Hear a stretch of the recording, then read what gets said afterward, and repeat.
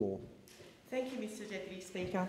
In my electorate of Gilmore on the south coast of New South Wales, we have a youth unemployment rate of 18.7%. That is the highest rate in New South Wales and the third highest in the country. Under this government, we have the lowest workforce participation rate in Australia at just 47%. Our numbers of part-time workers are above the national average and our number of full-time workers is below it. The median weekly income for people is just $535 a week. I am always hearing from members of my community who tell me how they are struggling with bills, with food, with medical bills, people who have all but given up. But this government is not doing anything to address this. When the government voted to slash Sunday and public holiday penalty rates in 2017, hitting the back pockets of 11,934 people in Gilmore, my predecessor, Ansel Marlis, told young people it was a gift. She told young people who were losing out that the cuts to penalty rates wouldn't cut wages, but rather would open the door on more jobs. She told those in my electorate who were struggling to pay their bills, giving up time with their families on a Sunday, that the cut to their penalty rates was, and I quote, a gift for our young people to get a foot in the door of employment. This is what this government has been saying, but we know now that this has been no gift.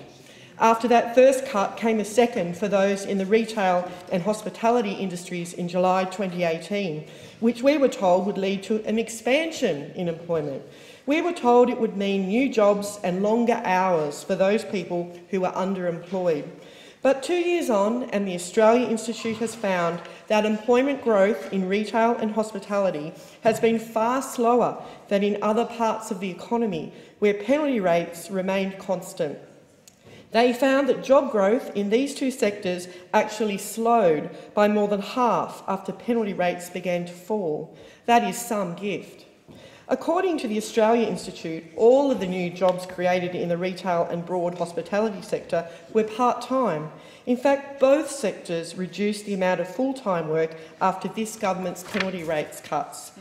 At a time when the people of the South Coast are struggling, with wage growth stagnating, with the rate of new starts so low that the cost of looking for work is higher, with rampant wage theft in a stagnant economy, we are seeing job creating in these two sectors deteriorate. Even the Reserve Bank has been trying to tell this government that we need increased wages. Only last month, Reserve Bank Governor Phillips said we need to increase public and private sector wages. We need higher wages, not lower wages, to encourage increased consumer spending, to stimulate the economy, to help our local shops. Instead, the government wants to make more cuts, this time by attacking the lowest paid tradies in the country, hairstylists.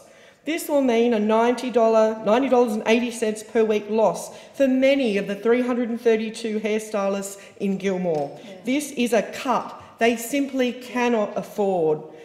Many local people in my electorate have no choice but to go to work on public holidays and on weekends. They have to, so they can put food on the table and pay their bills. They deserve their penalty rates. At the recent election, Labor wanted to reverse those cuts. We wanted to invest in workers and support them to look and keep work. I am committed to making sure that my local community has the support they need. I have been listening to their stories of hardship and struggle, and I call on this government to do more to improve the conditions for Australian workers.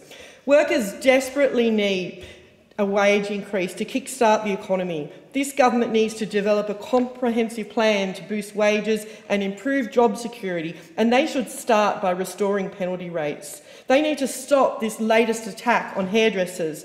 They need to stand up for workers across Australia, like I will always stand up for workers on the South Coast. There is nothing in the budget that will address these issues and help the people of the South Coast who are struggling.